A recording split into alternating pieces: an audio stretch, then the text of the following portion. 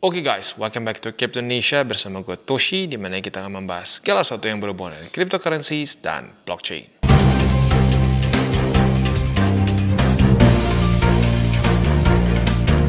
Oke, dan sekarang kita akan update meme coins ya. Udah beberapa ada yang panik nih. Waduh bang, merah bang, gimana bang? Ya, ada yang sampai udah double digit merahnya.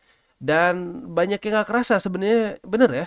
Kayak Doge ya, Doge dari week tertingginya sampai ke harga running sekarang itu minus 20% lah kurang lebih ya. Kurang lebih 20%. Ya.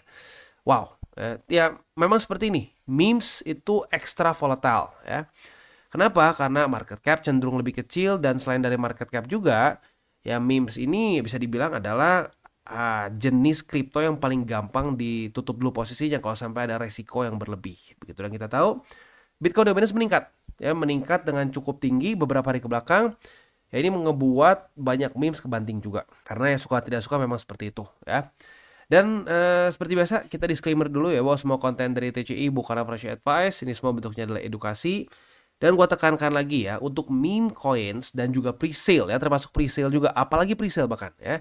Ini bukanlah shortcut untuk kita yang kesannya ketinggalan. Aduh bang, gua 2022 dulu nggak berani masuk ya, takut lebih dalam lagi. Sekarang baru mau masuk nih. Wah, kalau beli BTC kayaknya nggak bagus deh ya. Mendingan udah kita memes aja ya untuk mengejar ketinggalan. Itu salah besar. Gue sudah bilang berkali-kali, bahkan setiap kali ya gue ngomongin soal meme coins, bahwa kalau gue pribadi, meme coins itu hanya maksimum 10% dari portofolio kita. Dan pre-sale itu gue kategorikan juga sebagai memes lah ya. Jadi dia cuma bisa makan 5% dari 10 yang kita sebut tadi ya. Jadi harusnya nggak besar ya. Jadi buat lo yang mau ngambil resiko lebih dari 10%, ya siap-siap ya, siap-siap dengan porto yang jauh lebih volatile. Tapi kalau gue pribadi tidak menyarankan lebih dari 10% ya. Dan memes ini sebenarnya lebih cocok untuk orang-orang yang justru dari awal udah dari 2022 di market udah profit, jadi sampai ada masukin ke memes pun tanpa resiko. Harusnya seperti itu. Karena kalau di awal cycle gue cenderung nggak inilah, gue cenderung nggak mau beli memes dulu. Saat sudah mulai TP tipis-tipis, nah dari situ boleh dialokasikan sampai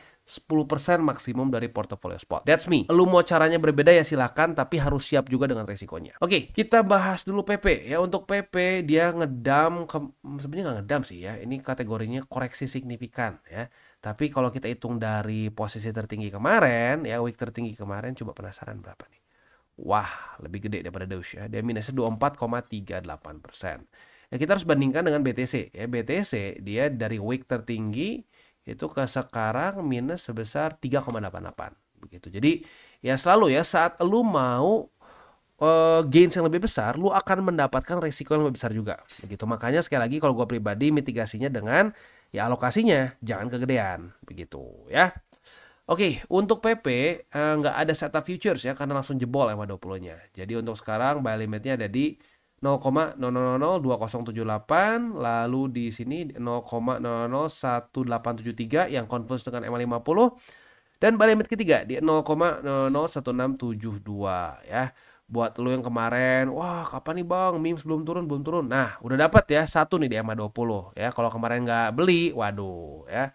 Lagi-lagi DCA itu harus konsisten ya. Kalau lo memang pengen punya alokasi di meme coins tertentu, udah waktunya DCA. Jangan tebak-tebakan, oh enggak nanti kalau lebih bawah lagi. Jangan seperti itu ya. Oke. Next, untuk di Dogecoin juga sama, belum ada setup futures ya dalam beberapa hari ke belakang. Jadi langsung ke spot. Untuk spot di angka 0,3 berapa nih? 0,36905 ya. Lalu dengan MA50 confluence lah cukup dekat. Dan buy limit selanjutnya cukup jauh di bawah di angka 0,22056 ya.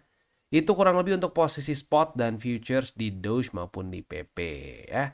Selanjutnya untuk pre-sale kita ada namanya Solexi ya. Solexi ini adalah Solana Layer 2. Jadi mungkin kalau gambarannya tuh kalau di BTC ada Lightning Network, lalu kalau misalkan di Ethereum dulu Matic ya, akhirnya Matic tapi nggak jadi cuma Layer 2, malah dia kepisah sendiri ya.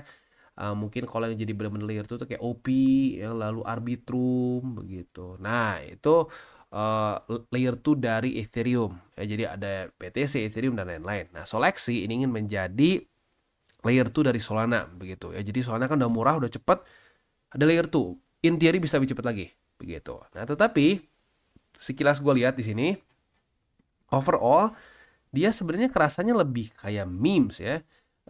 Kalau kita di sini ya, ya lebih kerasanya kayak memes. Dan kalau mau ngomong juga secara apa namanya, white paper juga dia nggak ada di sini. Jadi kalau gue pribadi sih treat ini lebih ke meme begitu ya. Dia udah diaudit juga sama Coinsalt ya. Dan hasil dari Coinsalt ini kita akan bahas juga di sini.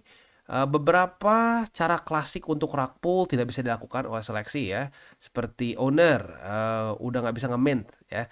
Nah ini bisa jadi salah satu cara rug pull yang klasik. Jadi zaman dulu misalkan nih orang-orang udah punya udah beli meme coinsnya nih, terus waktu udah mau listing ya, waktu udah dia listing si ownersnya nge-mint lagi new token terus dia buang ke market. Nah itu salah satu cara rug pull. Lalu blacklist, nge-blacklist orang-orang yang inilah yang apa namanya, para bandarnya yang gede-gedein di blacklist, udahnya nggak bisa jual, nah dia kabur, bisa juga. Honeypot mirip-mirip lah, mirip-mirip di mana dia ya kesannya kayak mirip kayak nge-blacklist juga ya. Jadi dia ngebikin ya mungkin gini, kalau blacklist kan harus satu-satu. Kalau ini dia ngebikin semua orang nggak bisa nge-sell gitu ya. Lalu set fee juga udah nggak bisa lagi ya. Dan tradingnya juga, ini dia juga nggak bisa menghentikan trading begitu, which is itu good ya. Tapi ya kalau kita lihat, kalau kita ngomongin soal ininya ya, soal resiko tokenomicsnya, ya di sini akan ada, berarti kan di sini marketing reward. Nah, sebentar, ini spesifiknya berarti masuk ke mana nih ya? Yang dari listing mungkin ya, tapi kayaknya enggak. Ini portionnya gitu. Bukan, berarti treasury enggak juga. Nah, ini gue juga sedikit bingung ya. Di sini tidak ada penjelasan dari pre-sale-nya ini berapa persen yang akan dijual. Nah, biasanya itu yang menjadi resiko gitu. Jadi dari yang gue lihat untuk si seleksi ini, ya kalau gue pribadi sih saat dia misalkan lu tertarik untuk beli nih ya, udah beli, nanti dia listing misalkan ya, dia listing di sini, dia tulis nggak listingnya mau di mana nih rencananya. Dia belum ngomong mau listing di mana sih, tapi nanti saat dia udah listing, kalau gue pribadi menyarankan minimal modal diberesin dulu ya. Untuk pre-sale semua gue sarankan seperti itu sih. Misalkan nih ya, lu modal $100 misalkan, kita ambil contoh ya, misal dia ngepam berapa, 3x atau 4x gitu misalkan, anggap lu dapat udah jadi ya, berarti udah 4 kali kan. Nah minimal modal tarik dulu deh, sisanya profitnya mau dijadiin cacing-cacing naga-naga monggo, mau di TP semua udah nggak peduli, nggak usah lagi mikir, boleh ya, itu pintarnya lu masing-masing. Tapi minimal kalau gua pribadi menyarankan modalnya beresin dulu ya, modalnya beresin, TP, and that's it begitu ya, sisanya pintar-pintarnya masing-masing ya. Staking rewards juga lumayan besar ya. Untuk sekarang itu dia kayaknya masih di stage yang cukup awal. Buat lo mau staking boleh, monggo ya. Tapi jangan sampai lupa aja gitu. Kadang-kadang seringkali untuk presale ini staking itu butuh waktu untuk dikeluarkannya. Nah kalau misalkan lu lupa, udah waktunya listing sama lu belum ditarik, nah nanti nggak bisa jual. Nah itu aja paling hati-hatinya di situ ya. Oke, kurang lebih seperti itu untuk seleksi ya. Sekali lagi, sebenarnya kalau mending ngomong pure meme coins nggak juga ya. Dia rencananya itu ingin menjadi layer 2 di Solana ya, dan bahkan multi chain juga.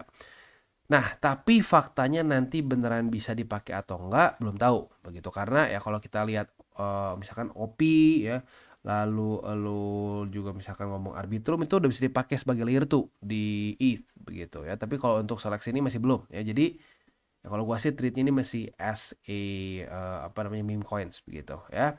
Nah cara belinya seperti apa? Gampang banget, konekin wallet seperti biasa ya. Bisa klik pakai MetaMask. Kalau gua pribadi lebih prefer pakai MetaMask karena udah biasa aja sih sebenarnya ya. Lu mau pakai yang lain juga boleh-boleh aja, terserah ya. Ya tapi caranya kurang lebih seperti ini ya. Kita unlock, kita tunggu dulu ya. Ini nggak tahu kenapa belakangan MetaMask suka jadi sedikit boyot gini ya. Nah mumpung lagi nunggu kita masuk, ya kita ngomong lagi balik ya.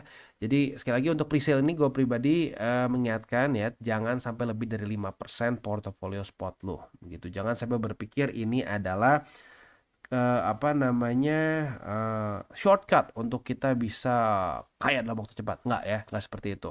Kita cuma menyisihkan sebagian kecil dari portofolio spot kita untuk bisa terus diputer. Kalau gue sih ngerasanya buat diputer di presale ini, karena kalau gue pribadi sih lebih suka ngambil ini aja, apa namanya, kuantitinya banyak gitu ya. Ya apa namanya, some pump, some dump, ya udah begitu, kita statistik aja gitu. Jangan sampai ngerasa bahwa wah ini kita masukin satu di sini boom langsung kita kayak dalam waktu super singkat. Nggak, jangan seperti itu mikirnya ya. Ya ini untuk MetaMask atau kenapa kadang-kadang suka error gini Ya tinggal lu unlock ya, kayak biasa aja sih ya, kayak lu pre-sale in general. Nah, untuk pembeliannya bisa pakai USDT. Kalau gue pribadi ya menyarankan lebih baik belinya pakai USDT biar nggak pusing ya. Karena ada beberapa yang beli misalkan pakai BNB, pakai Ethereum, nanti kita waktu itu beli berapa BNB ya? Waduh, kita beli waktu BNB di harga berapa ya? Itu pusing. Tapi kalau di USDT kan stable ya udah, stable coin cenderung simple begitu ya. Ya masih muter-muter. Oke, jadi kurang lebih seperti itu gambarannya untuk seleksi ya, untuk presale-nya seperti itu. Balik lagi ke memes. Untuk memes, gue pribadi nggak akan pernah bosan untuk mengingatkan ya.